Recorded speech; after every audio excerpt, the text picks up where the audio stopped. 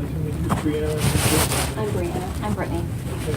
And y'all have gotten the preliminary consent to Yes. Are these folks going to be witnesses? Yes. Everybody come on up.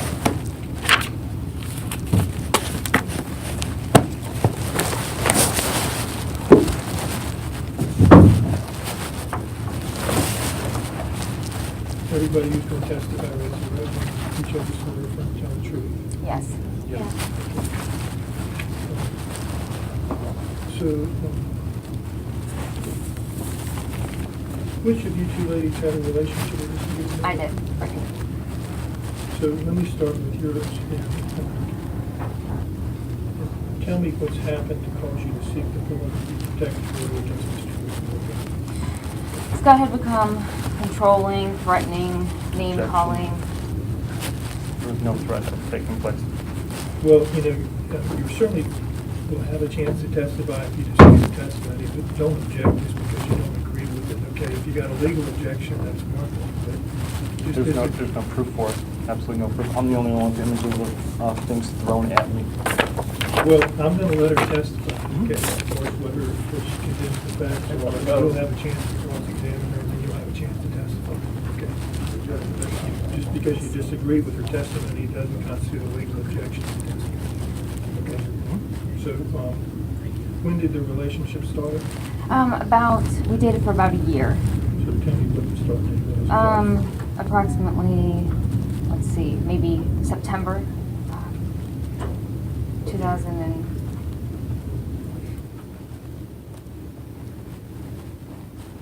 Yeah, it was a year and a half though, so, 14? yeah. And then what did there come a point in time when y'all sought to end the relationship? Yes. So it progressively got worse. In November, I suggested to Scott that he seek mental health. I suggested that he go... So November, is that 2015? 2015, I'm sorry. Yes. I suggested a psychiatrist because I said, we're not making any progress. We're not moving forward. I said, I don't know what else to do. You feel like you're doing everything, right, that you know how to do. I feel the same way. So I suggested, the only thing I could think of was, couples therapy. It's the only thing I could think of. I suggested that, I told him I really cared about him. I was seeing some patterns of behavior that were threatening, that were controlling, obsessive, but very kind. I said, I care very much about you. I kindly suggested that he seek medical help. He then went and told me that he was seeing a mental health professional. I asked him who it was, and he sent me who it was, and I noticed that it was not it wasn't a psychiatrist, so I suggested that he go see a psychiatrist. Out of friendship, I suggested this, and he promises that he will go see a psychiatrist. He sent me the receipt of the mental health professional that he was seeing. I told him that I didn't want, shortly after this, I told him I didn't trust him, I wanted to take a break, I didn't want to contact each other, and that I would contact him when and if I was ready.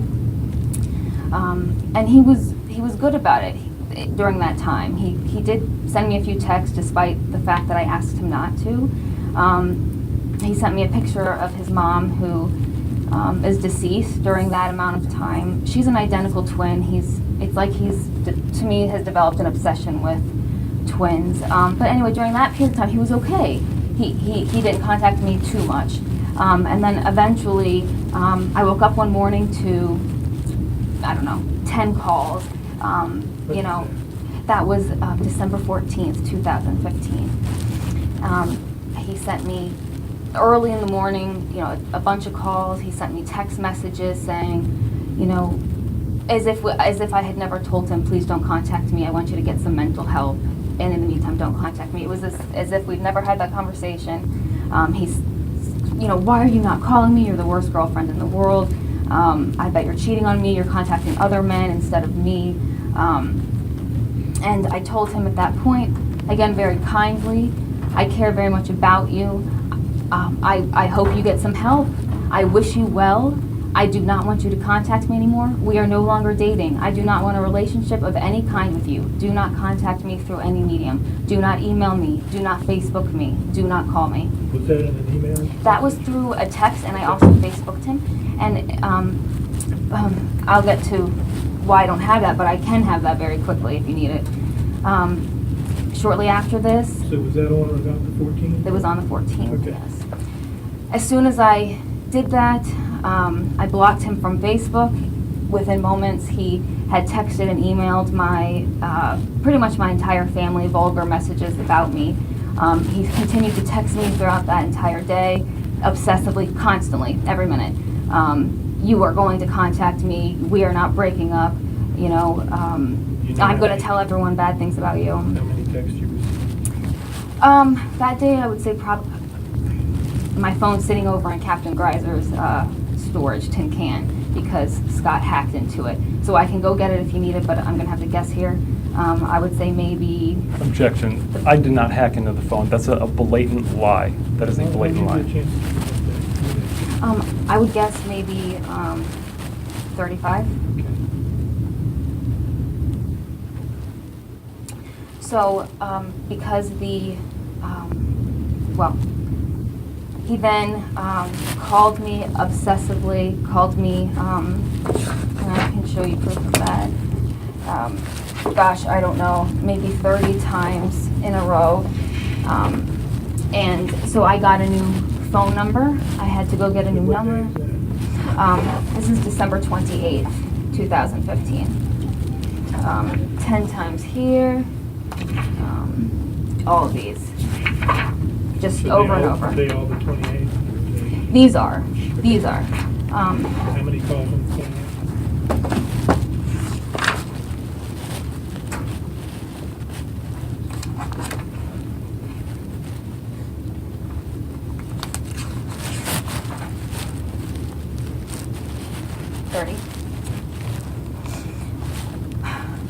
And so, Did you after, actually speak to him or just? Never. Okay.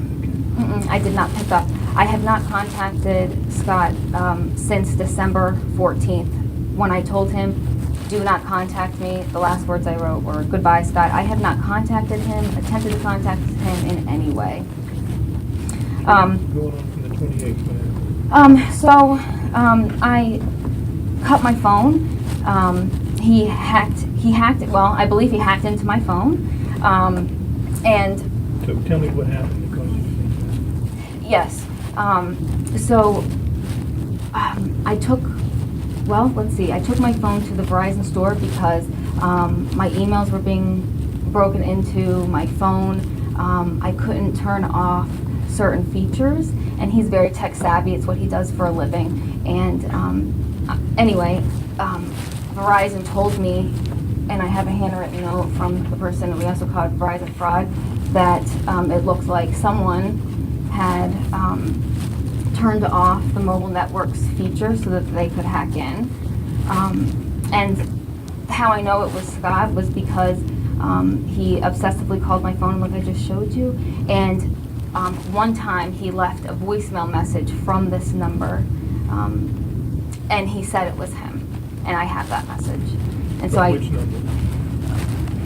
I'm sorry, I think I did leave something out. When he started calling me obsessively, writing disgusting, vulgar messages to all my family, I'm sorry, we all blocked him. And that was on, I think, the 15th, December 15th, 2015. We all went to Verizon and blocked his number from our phone so that the constant calls and texts would stop. When we blocked his regular number, it was a 720 number. When we blocked him, he went and got a different phone so he could continue to contact us all. And that's the 303 number that I just showed you. And how we know it's him is because he left us a voicemail message. He left my mom a voicemail message saying it was him from this number, and I have that recording. What's that? That number is 303-731-5069. So you left the voicemail for your mom and used that from that number? Yes, it was a message directed, to me for our whole family, but it was on my mom's phone. And did you hear the message? Yes, I have it. Did it sound like his voice to you? Yes. All So what happened after that? Well, in the message, he says, you need to have Brittany call me. I'm going to ruin Brittany and Briana's lives. I'm coming for their jobs. Briana filed a fake rape report against me. You know, I'm coming after them. Basically, you better have Brittany call me. I can play it. I have a couple from him. Go ahead and play it.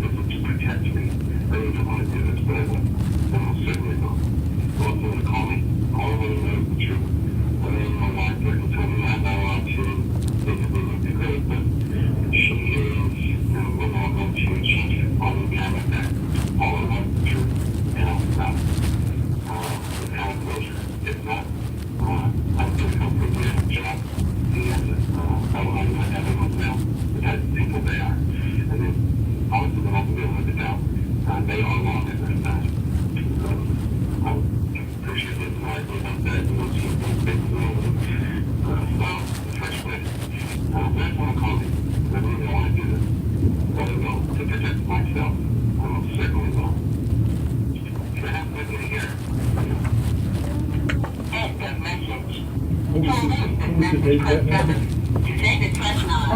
That was December 28th, 2015. What happened after that? After that, he began calling my work. He called campus police and said that I stole his things. I still have that box of yours. I've been meaning to send it for the past week, and I'm going to. Called the front desk of the admissions office, which is, I'm a co-director in the admissions office. He called the receptionist a few times, spoke with her, you know. How do you know he called? I walked in when he called her, and he said, this is Scott Gutenberger, too. Well, he didn't right away. He said, is Brittany there? And she said, may I ask who's calling? And he said, I don't want to say. And Barbara said, well, I have to be able to give her the message. And Barbara Falp is the name of our front desk receptionist. And then he said, okay, my name's Scott Gutenberger. And she said, can I have your number? And he said, she has my number, and you better tell her to call me. Well, then the next morning... When did he call campus police? He called campus police December, I think, 15th, 2015. He's contacted He called my work again. He called my office. He left a voicemail message on my office phone. He left another voicemail message for Barbara saying this message is for Brittany. I actually have that one too. Play that one too. He was calling everyone at my work. He is obsessed with Sweetbriar. He always said I gave Sweetbriar more attention to him. I like the color choice that he chose today, pink and green. He has been obsessively contacting people from Sweetbriar to have them give us messages from him. But I can play that other recording. Do you know how many different people in Sweetbriar? I have had, I think, 20 total contact me to tell me, his messages for him, including the president of Sweetbriar College, including general counsel of Sweetbriar College, including my boss here, Stephen Mate, chief officer of the admissions office. I've had countless alumni call me in my office and tell me that, all the videos and photos and messages, disgusting messages that he's posting about me and my twin sister and our family. So, 20, 30 more. Directly said something. Who have directly called But to tell me. thousands of views all over the internet. Do you want me to play that other message or no? Is there any, I mean, tell me what's on it. Let's see, the one where he calls Barb, he says that Brittany needs to call me. I have been in touch with people from Sweetbriar who think that Brittany and Briana have provocative images. They agree with me, and we're going to remove the Deane twins. Make sure you tell her.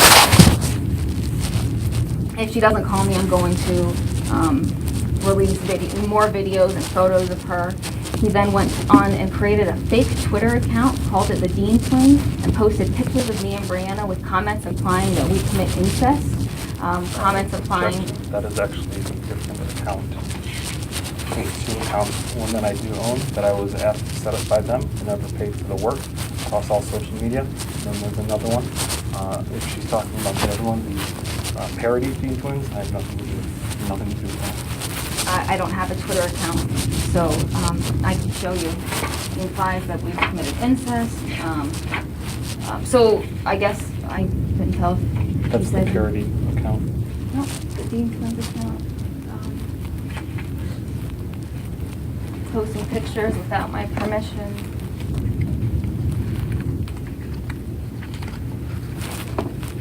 And videos with my voice. Well, here's the Twitter impersonation, and then I can show you emails where he admits that it's him posting the videos. This pictures of us that I never consented to put on the internet. We are 2 spoiled bitches who lie to get what we want. We act Mormon, but are far from it. I have the consent. This is softcore porn. This is a picture, a modeling picture where it's a makeup bag. We're putting on makeup on each other and says that it's porn. This is a lesbian comment. People often ask us if we're lesbians. Can we test the retweets on that as well? Because either those pictures were posted by them when we were going through the setup, or those are from the parody account which someone else is posting on.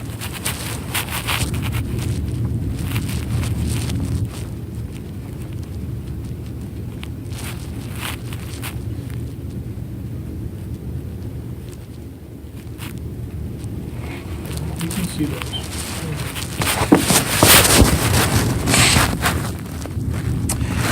These are retweets from the fake news account.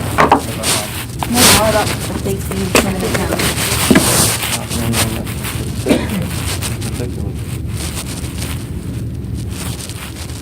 Okay, so tell me why you think these are coming from him. He wrote me on January 14th, which is the day he was served with one of the preliminary hearing orders. He told me it was him posting the videos under alias name. He did the same thing on YouTube. He created a Deane Twins, and he admits to that as well. So he sent me this email. The subject is Scott Gutenberger. It's from Jep Nedson. That's one of the aliases he's been using to post recordings and videos and messages about us. He tells me it's him, and then he also, and that I need to call him, you better call me, and then he includes a Facebook message between himself and this other identical twin that he's obsessed that I was cheating on him with, his doctor named Matt Heller.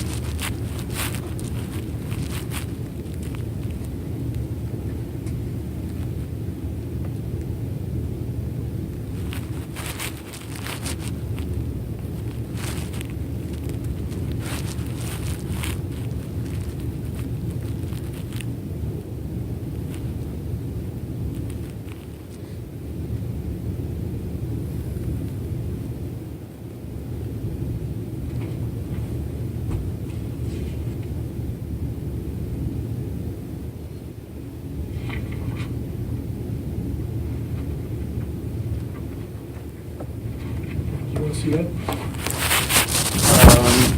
Sure.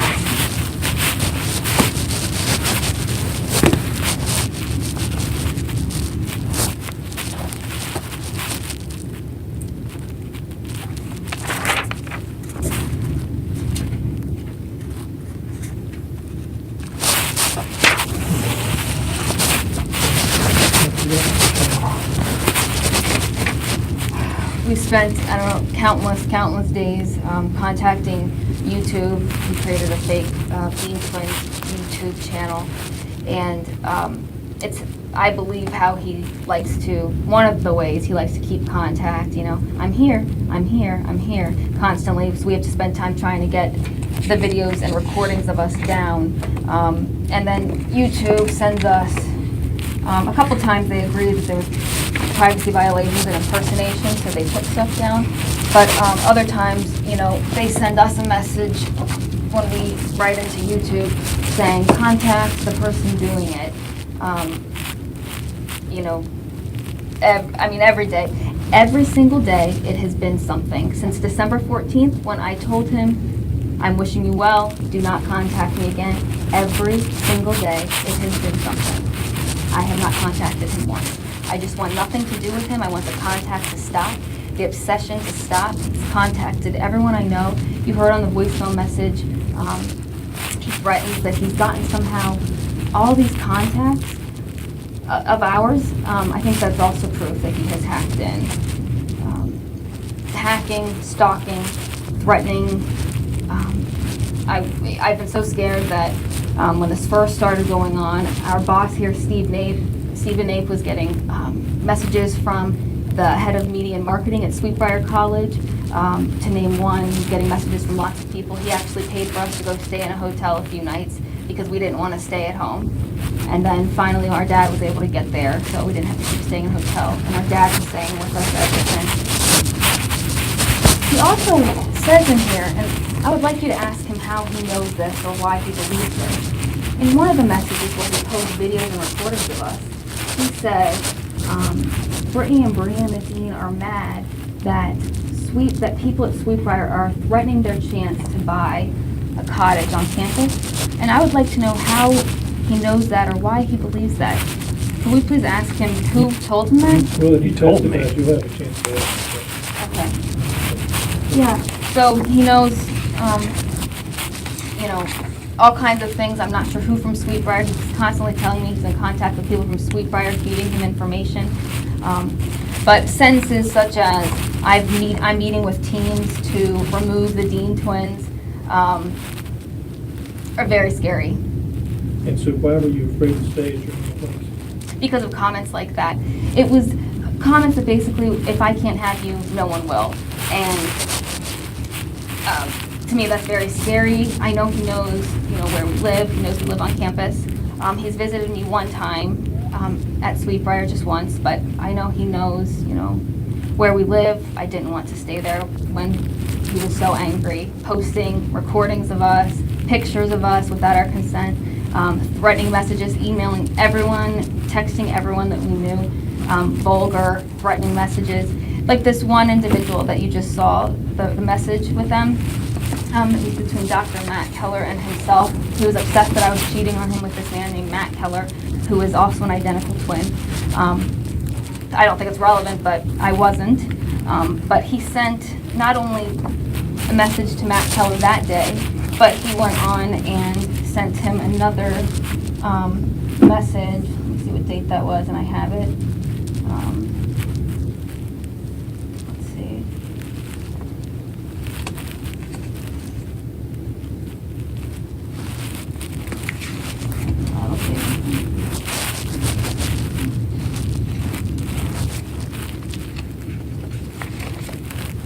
January 13th. This is another message from Scott Gutenberger to Matt Keller. He sends the same, or a version of the recordings and videos about us. And then you can see he's threatening Dr. Matt Keller that he's going to ruin his license. So in addition to claiming he's going to ruin our attorney's licenses, he threatens this Dr. Matt Keller that he's going to ruin his doctor's license.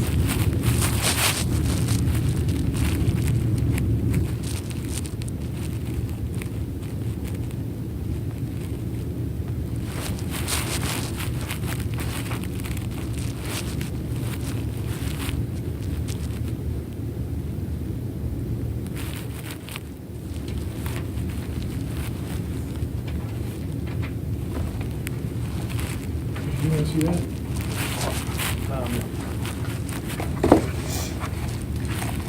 The hacking, if I could say one more thing about it. I remember the night of December 28th, our dad had finally gotten there. He was able to come down finally so we could stop staying in a hotel. And it was me, my twin sister Briana, and my dad all sitting in the same room at our dining room table. This is after we had blocked his original number from all of our phones so that he would stop with the messages and the calling. And we're all sitting in the same room, and he calls one phone after another with this new number, this 303 number. My phone, her phone, his phone, my phone, her phone, his phone. Must have been like an hour. I don't know if he had it on an auto caller or what. You know, bing, bing, bing. I'm here, I'm here, I'm here, I'm here. And at one point during that hour, Briana called our boss here, Steve and Nate, to discuss, you know, office matters. And all of a sudden, my father is sitting there in the room. He gets a call from Briana's phone. He shows us his phone. It says Briana's calling him. Well, Briana's on the phone with Steve and Nate here. And so we assumed, okay, he's spoofing the phone. But we've talked with the Verizon fraud department. He didn't spoof the phone. The fraud department, Verizon, told us, no, he actually hacked into the phone. It wasn't regular spoofing. They did trace it. And then 2 days later, the exact same thing happened, but except it wasn't Briana's phone calling my dad. Then it was my phone calling my dad. So I'm carrying my cell phone, and there's no activity on it. And all of a sudden, my dad's phone goes off, and he shows it to me. Brittany Deane, you're calling me. Well, I was holding my phone. I wasn't calling him. Anyway, Captain Greiser and Detective Chris Smith, they had us, bring our phones in, and they started the investigation. They've put our phones in tin cans, the proper storage units, so it could no longer supposedly be hacked. And then our father works for the government, and he got a notice from the computer department at the USPTO, and they had a concern that his government computer, which was, of course, sitting in our same house, because he'd come down to be with us here, but they thought something was going on with his computer. They asked my father and his government computer, and they're still doing the investigation. And I do have an email from the USPTO. Is there anything else you want to tell me? Just that I do not give consent for my voice, my image, photos, recordings, videos to be posted anywhere. I don't want contact. I have been so respectful. I have not contacted him whatsoever. I told him mature adults, this is what happens when mature adults, part ways. They wish each other well, and that's it. He doesn't seem to believe that's true. His actions show that he thinks that he is owed me. Well, he's not, and I want the contact, the threats, the harassment, and the stalking to stop. That's it. I have not contacted him. I would be happy to continue not to contact him ever, and I want the same. Mr. Huber, do you have any questions for Brittany? Anyway, were you sworn in? Yes. So, petitioner, can you read that first check? First one? What? This Right. was Right. signed by the judge, So if they were sworn in for this, they've already committed perjury in the first check mark. I've never been violent towards any of these people. However, these two, and I believe him, has been violent towards me. I have violent recordings on my phone, menacing violent recordings. I'm assuming you're Mr. Deane, right? That's correct. I've never seen this man before. I've left one voicemail, which the police have listened to, and they basically laughed at. Martin's right here, he's seen it, and Captain Greiser has listened to it, and they said there's absolutely no threat Mr. here. Gutenberg, the issue isn't whether you've been threatened, it's whether or not there's been any threat or active violence against So there hasn't. The only act of violence that has taken place, other than in my mind, what he had said, was that the both of us denting this. In addition to That's not that, true. in June, what she thought was a beer bottle at me. Your Honor, home in he's Florida. already attempted to get restraining orders against both my sister and I and our father in Colorado a few short weeks ago and was denied, so this is not relevant. We were denied. I was denied because I hadn't seen her since October. Really, this whole thing starts in October when the relationship, Ms. Deane attempted to end the relationship. So that's really what I'm interested in, not something that happened in the beginning. Understand. But I have several threats. This has been going on for over a year and a half for me. I have been terrified because of this man. I have been told to keep my mouth shut. The recordings that I have, the whole reason I used to release them earlier and go to the police earlier was because she told me that if I did, something would happen. And my fear was that this man who said he was going to come down to get me would actually come down to get me. We're at the point in the process of reviewing questions. Do you have questions for her? Other than this right here being false, there's no The violence. judge filled that out. Right, So what's your question? they can do what? There's a lot. That's not a question. Say, you have a question, answer a question. Do you have any questions? Then I do not have a question.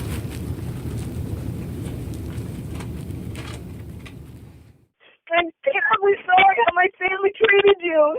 They owe you a huge apology.